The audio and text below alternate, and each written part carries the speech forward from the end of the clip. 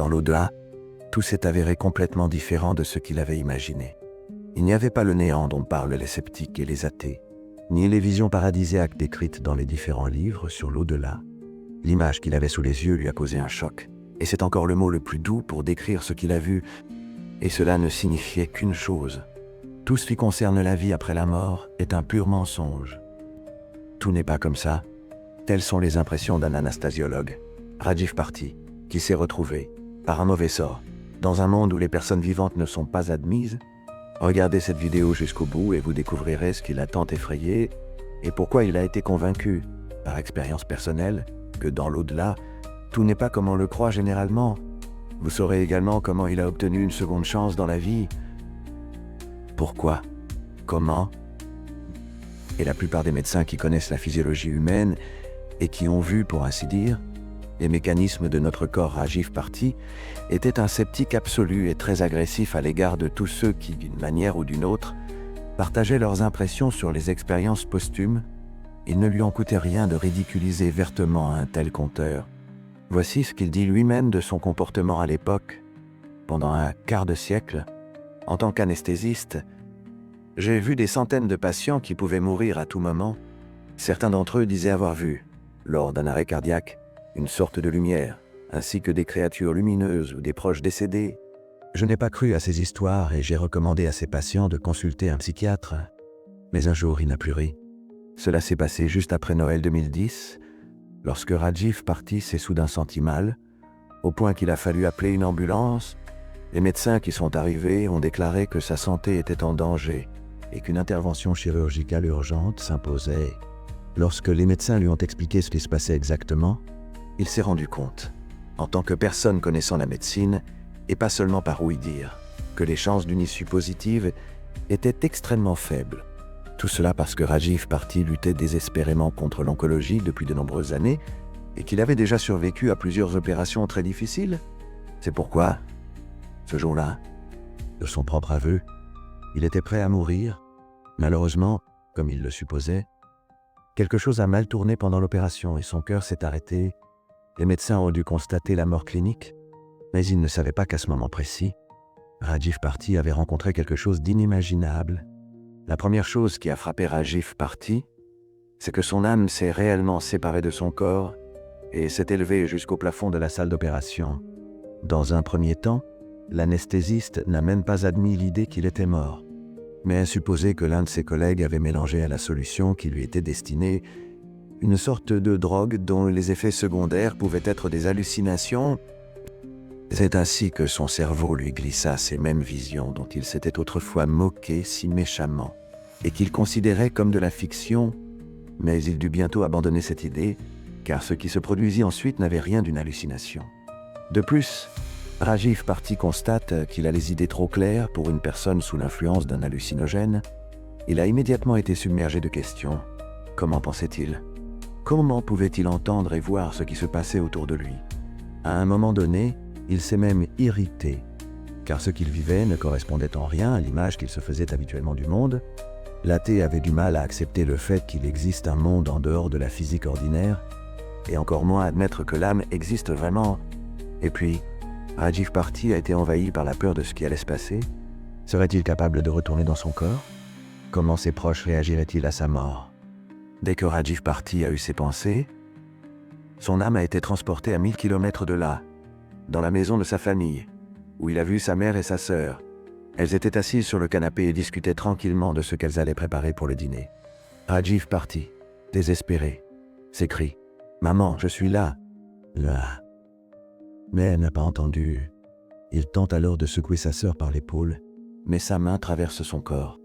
Il dut se rendre à l'évidence. Pour eux, il n'était même pas un fantôme, mais plus généralement quelque chose d'invisible. Le pauvre Rajiv Bharti n'a d'autre choix que de regarder sa mère et sa sœur. Mais soudain, un bruit sec d'instruments chirurgicaux se fait entendre. Il se retourne et constate que derrière lui, la salle d'opération est encore visible, où gît le corps qui lui a appartenu, et les médecins, pour une raison ou une autre, essayaient encore de le ramener à la vie. Ces deux visions, la maison de ses parents et l'hôpital, semblaient se confondre. Il réalise alors qu'après la mort, La conscience peut facilement être présente à plusieurs endroits en même temps. Mais à quoi sert cette découverte s'il est mort? Quel genre de programme est-ce? Une telle expérience extracorporelle, s'il n'est plus destiné à en parler à qui que ce soit? Et qui croirait quelqu'un qui a toujours eu de telles révélations?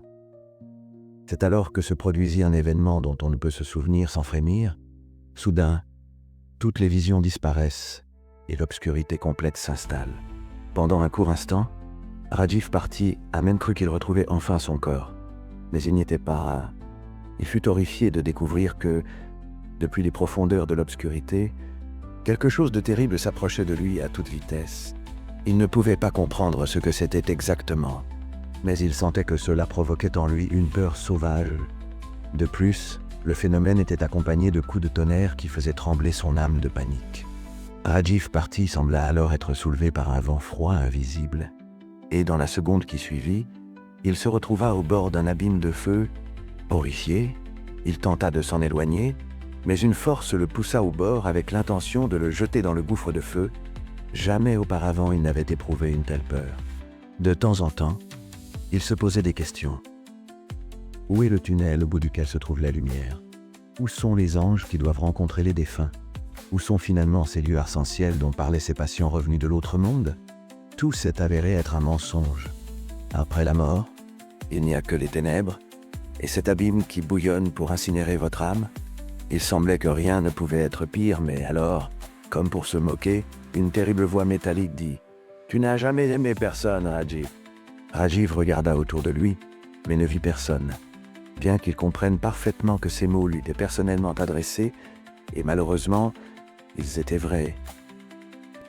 Il n'avait jamais vraiment aimé personne, et traitait ses patients avec un extrême cynisme, ne les considérant que comme une source de revenus. Rajiv réalise amèrement que, de toute sa vie, il n'a presque jamais fait preuve non seulement d'un sentiment d'amour véritable, mais même d'une compassion élémentaire. Tout ce qui l'intéressait, c'était l'argent et le pouvoir. Même les patients mourants ne recevaient aucune sympathie de sa part, alors qu'il était le dernier qu'il voyait dans cette vie. Rajiv devait admettre honnêtement qu'il méritait de se trouver dans ce gouffre infernal et brûlant. Pourtant, quelque part au fond de son âme, il y avait encore une lueur d'espoir de rédemption, et il pria Dieu « Donne-moi une autre chance ».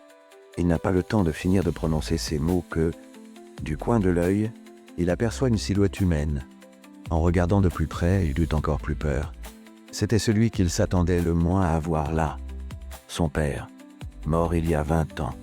Il s'était distingué par une incroyable cruauté et un tempérament dur. Il ne lui coûtait rien de punir brutalement son fils pour n'importe quelle offense. C'est pourquoi, dans son enfance, Rajiv l'avait considéré comme un véritable monstre, et cet homme terrible avait empoisonné sa vie.